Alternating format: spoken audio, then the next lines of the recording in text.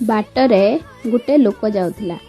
ଦେଖିଲା କି ଗୋଟେ ସୁନ୍ଦର ବଗିଚା, ଏତେ ସୁନ୍ଦର ଫୁଲ ହେଇଛି, କୋଉଟା ତୋଳିକି ରଖିବ ଭାବି ପାରିଲାନି। ତାକୁ କିନ୍ତୁ ସବୁ ଫୁଲ ଭିତରୁ ଗୋଟେ ଫୁଲ ଅତି ସୁନ୍ଦର ଲାଗିଲା। ସେ ଭାବିଲା ଏଇ ଗଛଟାକୁ ନେବି, ମୋ ପାଖରେ ରଖିବି, ଆଉ ରଖିଲା ମଧ୍ୟ।